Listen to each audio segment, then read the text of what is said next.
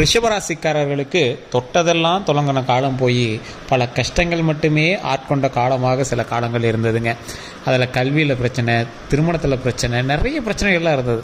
இதில் முக்கியமாக நீங்கள் அடிப்பட்டது ஃபினான்ஷியலாகவும் மன ரீதியாகவும் தான். மன ரீதியாக அப்படின்னா குடும்ப பிரச்சனை, தேவையில்லாத உங்களுக்கு வம்பு வழக்குகள், அது மாதிரிலாம் நீங்கள் சந்திச்சிருப்பீங்க. அதில் சில பண விஷயத்தில் நீங்கள் வந்து லாக் ஆகிருப்பீங்க. அந்த பண விஷயம் எதை நோக்கி போக போகுது அப்படின்னா, தொழில் ரீதியான சில விஷயங்கள் நோக்கி போக போகுது. தொழில் ரீதியான விஷயங்களில் நீங்கள் ஏற்கனவே முதலீடு போட்டிருப்பீங்க, அல்லது முதலீடுக்காக வெயிட் பண்ணிகிட்டு இருப்பீங்க, இல்லை ரொம்ப நாளாக இயங்கிட்டு இருப்பீங்க.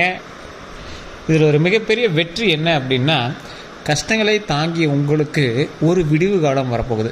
சார் என்ன சார் கம்ப்ளீட்டாலாம் சரியாயிருமா, அப்படி அடித்து சொல்லுங்கள் சார், ஹாப்பியாக இருக்கும் அப்படின்னா நம்ம வியூஸுக்காகவும் லைக்குக்காகவும் இப்படி போய் சொல்லலாம் விரும்பலைங்க. கொஞ்சம் படிப்படியாக தான் உங்களுக்கு வந்து வெளிச்சம் கிடைக்க ஆரம்பிக்கும். அது இப்போ இருக்கிறதெல்லாம் வந்து பார்த்திங்கன்னா ஒரு சின்ன படிக்கட்டு உங்களுக்கு ஏறத்துக்கு ஒரு கேப்பு கிடைக்குது அப்படின்னு வச்சுக்கோங்களேன். ஆனால் இந்த வாய்ப்பை நீங்கள் விட்டுறாதீங்க அப்படின்னு தான் சொல்லணும். நீங்கள் அந்த பிரச்சனையிலேருந்து வெளியே வரத்துக்கு ஒரு வாய்ப்பு கிடைக்குது, ஒரு சந்து இருக்குது. அந்த சந்து வழியாக நீங்கள் உள்ளே போனீங்க அப்படின்னா நல்ல பெரிய பாதையே இருக்குது. அந்த பாதையில் உள்ளே போகும்போது உங்களுக்கு கொஞ்ச நாளைக்கு கொஞ்சம் பயத்தோடையும் கொஞ்சம் பதட்டத்தோடையும் உள்ளே போயிட்டுருக்கிற மாதிரி தான் இருக்கும். கொஞ்ச நாட்கள்லேயே உங்களுக்கு தெளிவான ஒரு பாதை பிறக்கும். இதுதான்ப்பா நம்மளோட லைஃப் டைம் அச்சீவ்மெண்ட்டு, இதை பிடிச்சிக்கிட்டா நம்ம செட்டில் ஆகிடலாம்ப்பா அப்படின்னு நீங்கள் வந்து உட்காருவீங்க. இந்த ரிஷபராசிக்காரர்களுக்கு இதுதான் தொழில் அப்படின்னு இது வரைக்கும் நீங்கள் உட்காந்துருக்கவே மாட்டீங்க. சார் இந்த தொழிலா அந்த தொழிலா, அதில் ஒரு இன்கம் இதில் ஒரு இன்கம், வேலைக்கு போயிட்டுருக்கு சார், இதிலேருந்து அடுத்த ப்ரமோஷன் கிடைக்குமா, அந்த ப்ரமோஷனில் அங்கே போய் உட்காந்துக்கலாமா, இப்படி அடுத்தடுத்ததுக்கு எதிர்பார்த்து காத்து கொண்டு இருக்கக்கூடிய ஒரு அற்ப பிறவியில் இந்த ரிஷபராசியும் ஒரு பிறவி அப்படிங்கிற மாதிரி தான் வாழ்ந்துருப்பீங்க. சார் என்ன சார் இப்படிலாம் சொல்லுங்கள், அற்ப பிறவி அப்படிலாம் அப்படி சொல்லக்கூடாது சார் அப்படின்னா, இருக்கிறதுலே கஷ்டப்பட்ட மக்கள் ரிஷபராசி மக்கள் தான். அந்த ரிஷபராசி மக்கள்ங்கிறது மக்கள்களில் எல்லாம் இருக்கக்கூடிய மக்கள்களில் நீங்கள் சாதாரண ஆளாக தெரியலாம், இல்லை ஒரு பெரிய ஆளாக தெரியலாம். ஆனால் கடவுளினுடைய பார்வையில் பார்க்கும்போதோ, அல்லது நீங்கள் வந்து எவ்வளோ கஷ்டப்பட்டீங்க அப்படின்னு பார்க்கும்போதோ, இருக்கக்கூடிய 12 ராசிகள்லேயே நீங்கள் தான் வந்து ரொம்ப கஷ்டப்பட்டவங்க. ரிஷபராசி எங்களோட வாழ்க்கையெல்லாம் எங்களோட ஹிஸ்ட்ரியை உட்காந்து கேட்டிங்க அப்படின்னா மற்றவங்க கண்ணு தண்ணி வந்துடும். அந்த மாதிரி சில கஷ்டங்கள் அனுபவிச்சுங்க இந்த ரிஷபராசி. ஸோ கொஞ்சம் நிதானமாக, கொஞ்சம் பொறுமையாக, கொஞ்சம் ஹேண்டில் பண்ணிங்க அப்படின்னா வரக்கூடிய காலகட்டங்கள் அற்புதமான காலகட்டங்கள்ங்க. ரிஷபராசிக்காரர்கள் ஏப்ரல் மாதத்தில் நிலவக்கூடிய கிரகங்களினுடைய அடிப்படையில் ஏப்ரல் மாதம் சில விஷயங்களில் கவனமாக இருக்க வேண்டிய மாதம் அப்படின்னு சொல்லலாம்.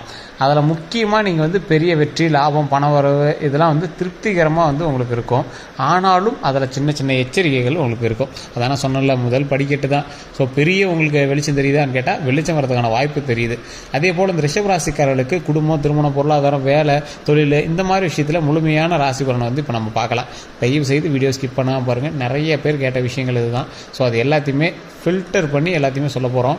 அதே போல் நிறைய பேர் வந்து தனிப்படையான ஜோதிடம் பார்க்கணும்னு ஆசைப்படுறீங்க. தயவு செய்து நீங்கள் கீழே இருக்கக்கூடிய நம்பருக்கு ஃபோன் பண்ணி நீங்கள் வந்து பேசி தெரிஞ்சிக்கலாம். பிறந்த தேதி, பிறந்த நேரம், பிறந்த ஊர், இதை 3 மட்டும் சொன்னீங்க அப்படின்னா போதுமானது. இல்லை சார் நாங்கள் லோக்கல்லே பார்த்துக்குறோம் அப்படின்னா தயவு செய்து பார்த்துக்கலாம். லோக்கலில் உங்களுக்கு ஜோதிடம் பார்த்து உங்களுக்கு சாட்டிஸ்ஃபேக்ஷன் இல்லைங்கிறவங்க மட்டும் இந்த நம்பருக்கு நீங்கள் ஃபோன் பண்ணுங்கள். அதே போல் ஃபோன் பண்ணிங்க அப்படின்னா கொஞ்சம் பிஸியாக இருந்தாங்க அப்படின்னா கொஞ்சம் கழிச்சு பண்ணுங்கள். அப்படி இல்லைனா வாட்ஸ்அப்பில் உங்களோட டீட்டெயில்ஸ் அனுப்பி வைங்க, உங்களுக்கான அப்பாயின்மெண்ட் வந்து கொடுத்துருவாங்க. இந்த ரிஷபராசிக்காரர்களுக்கு மாதத்தோட துவக்கத்திலேயே மறைவு ஸ்தானத்தில் இருந்து சில விஷயங்கள் வந்து பின்னடைவுகள், சில விஷயங்கள் வந்து அனுகூலமாகவும் இருக்குதுங்க. அதுலேயுமே வந்து பார்த்திங்கன்னா குறிப்பிடத்தக்க விஷயம் மட்டும்தான் உங்களுக்கு கை கொடுக்குதே தவிர ஒரு சில விஷயங்கள் வந்து உங்களோட கொஞ்சம் கை நழுவி தான் இருக்குது. அந்த இடத்துலலாம் நீங்கள் கொஞ்சம் பார்த்து பராமரிச்சாக இருந்தாகணும். இது இன்னையிலேருந்தே 15 நாட்கள்னு வச்சுக்கோங்க. இந்த ஏப்ரல் மாதத்தோட பலன் முன்னாடி இருக்கக்கூடிய 5 நாட்களே உங்களுக்கு தெரிய ஆரம்பிக்கும். இது ஏப்ரல் மாதம்னு மட்டும் சொல்ல முடியாது. முன்னாடி இருக்கக்கூடிய இந்த மார்ச்லேயுமே 5 நாட்கள் வந்து உங்களுக்கு இப்படி தான் இருக்க போகுதுங்க. அதே மாதிரி கிட்டத்தட்ட மாதம் முழுவதுமே வந்து பார்த்திங்கன்னா இந்த நிலை கண்டிப்பாக இருக்குது. எந்த செயல்களை செஞ்சீங்க அப்படின்னாலும் சிந்தித்து செயல்படுவது ரொம்பவே நல்லது. இருந்தாலும் மற்ற இடங்கள் அனைத்துமே வந்து பார்த்திங்கன்னா பெரும்பாலும் சாதகமான நிலையில் இருப்பதால் பெரிய கஷ்டங்கள் வந்து உங்களுக்கு வரதுக்கு சான்ஸ் இல்லைங்க. கவலைப்பட தேவையில்லை. கொஞ்சம் பொறுமையாகவும் நிதானமாக பண்ணிங்க அப்படின்னா போதுமானது. அதே போல் பண வரவு, பொருளாதாரம்லாம் வந்து பார்த்திங்கன்னா திருப்திகரமாக இருக்கும். லாபஸ்தானத்தில் 3 கிரகங்கள் வந்து சஞ்சரிச்சிருக்கிறதுனால, புதன் வக்ர நிவர்த்தி பெறுவதால் இந்த அனைத்துமே வந்து பார்த்திங்கன்னா பெரிய அளவுக்கு யோகங்களை கொடுக்குங்க. இது எல்லாமே ஓரளவுக்கு நல்லா பெரிய அளவு யோகங்களை கொடுக்குது. ஒரு சில நாட்கள் வந்து மனக்குறைகள் அல்லது சங்கடங்கள் எல்லாமே ஏற்பட்டுச்சு அப்படின்னா கூட மாதத்தோட கடைசியில் வந்து பார்த்திங்கன்னா அது வந்து ஒரு அனுகூலமான வாரமாக வந்து உங்களுக்கு பலனாக கிடைக்குங்க. கொஞ்சம் நிதானமாக பண்ண வேண்டிய விஷயந்தான். இருந்தாலும் உங்களை கொஞ்சம் மனத்தை குழப்பி அப்படியே உங்களை ஒரு மாதிரி யோசிக்க வச்சு பண்ணக்கூடிய நேரமாக இருக்குதுங்க. கொஞ்சம் பொறுமையாகவே எல்லாம் ஹேண்டில் பண்ணிங்க அப்படின்னா ரொம்ப நல்லது. ரிஷபராசிக்கு இந்த ஏப்ரல் மாதத்துக்கு முன்னாடி 5 நாட்கள்லேருந்து அடுத்த 15 நாட்கள் ஏப்ரல் மாதம்னு கூட வச்சுக்கலாம். இதில் பணமும் பொருளாதாரம் எப்படி இருக்க போகுது அப்படின்னா, ரிஷபராசிக்காரர்களுக்கு ஏப்ரல் மாதத்தில் திடீர் செலவுகள் வந்து ஏற்படுறதுக்கான வாய்ப்புகள் இருக்குது. இதனால் பொருளாதார ரீதியாக சின்ன பின்னடைவு உங்களுக்கு வந்து கண்டிப்பாக உண்டு. அதில் சாத்தியமும் இருக்குதுங்க, ஓரளவுக்கு தான். ரொம்பவும் நீங்கள் வந்து பின்னடைவுலாம் கிடையாது, ஓரளவுக்கு தான். அதில் கொஞ்சம் பார்த்து பொறுமையாக இருங்க. வரவு செலவெல்லாம் பார்த்திங்கன்னா திட்டமிட்டு செலவு செய்வது ரொம்பவே நல்லது. செலவுகளை பெருமளவு குறைக்கிறது ரொம்பவே நல்லது. வருமானம் சீராக இருக்கும். தடைப்பட்ட வருமானம், நீண்ட நாட்களாக கிடைக்க வேண்டிய தொகை எல்லாமே வந்து பார்த்திங்கன்னா ஏப்ரல் மாதத்தில் 2வது வாரத்தில் வந்து கைக்கு கிடைக்குங்க. ஒரு ஃபஸ்ட்டு வாரத்தில் வந்து உங்களுக்கு இழுபறியாக இருக்குது, 2வது வாரம் கை கிடைக்குங்க. அதே மாதிரி வீட்டுக்கான திடீர் செலவுகள்லாம் வந்து உங்களுக்கு இருக்கிறதுக்கு வாய்ப்பு இருக்குது. அதை கொஞ்சம் பார்த்து பண்ணுங்கள். அது சுப செலவுகள் தான், ஒன்றும் பெரிய இதெல்லாம் இருக்காது. அதனால் கொஞ்சம் பார்த்து நிதானமாக பண்ணிங்க அப்படின்னா ரொம்ப நல்லதுங்க. அதே போல் ரிஷபராசிக்கு ஏப்ரல் மாதத்தில் ராசி பலன் அப்படின்னு பார்த்தீங்கன்னா, வேலை அப்புறம் தொழில் வந்து பார்த்திங்கன்னா, ரிஷபராசிக்காரர்களுக்கு ஏப்ரல் மாதம் முழுவதுமே பார்த்திங்கன்னா வேலை தொழில் ரெண்டுமே சம்மந்தப்பட்ட விஷயங்களில் பெரிய சிக்கலோ பாதிப்புகளோ எதுவுமே வந்து ஏற்படாதுங்க. அந்த அளவுக்கு பாதிப்பு ஏற்படுது அப்படின்னாலும் கொஞ்சம் ஓரளவுக்கு நிம்மதியாகவும் பொறுமையாகவும் ஹேண்டில் பண்ணிங்க அப்படின்னா ரொம்பவே நல்லது. தொழிலில் சின்ன சின்ன சிக்கல்கள் உங்களுக்கு வந்து இருக்கிறதுன வாய்ப்பு இருக்குது. அதை பொறுமையாக ஹேண்டில் பண்ணுங்கள். உங்கள் கீழே வேலை பார்க்குறவங்க அல்லது உங்களுக்கு மேலே வேலை பார்க்குறவங்க, நீங்கள் வேலைக்கு வச்சவங்க, இவங்க எல்லாத்துட்டையுமே கொஞ்சம் பார்த்து செயல்பட்டீங்க அப்படின்னா ரொம்பவே நல்லதுங்க. வியாபாரம் செய்கிறவங்களுக்கு பெரிய வளர்ச்சி முன்னேற்றம் கண்டிப்பாக இருக்குதுங்க. அதே மாதிரி குரு அப்புறம் புதன் ஆகிய 2 கிரகங்களினுடைய பரிவர்த்தனை யோகம் வந்து பார்த்திங்கன்னா தொழில் ரீதியாக பெரிய வளர்ச்சியும் எதிர்பாராத புதிய ஒப்பந்தங்களையும் வந்து சாத்தியமாகுங்க. நீங்கள் எதிர்பார்த்துருக்க மாட்டீங்க, இந்த ஒப்பந்தம் வந்து உங்களுக்கு கிடைச்சிருக்குமா, இந்த ஆப்ஷன் வந்து உங்களுக்கு கிடைக்குமா, இந்த சலுகைகள் வந்து உங்களுக்கு கிடைக்குமா அப்படின்னா, கிடைக்காத ஒரு விஷயம் வந்து கண்டிப்பாக உங்களுக்கு கிடைக்கும். அது கொஞ்சம் நிதானமாக தான் கிடைக்கும்.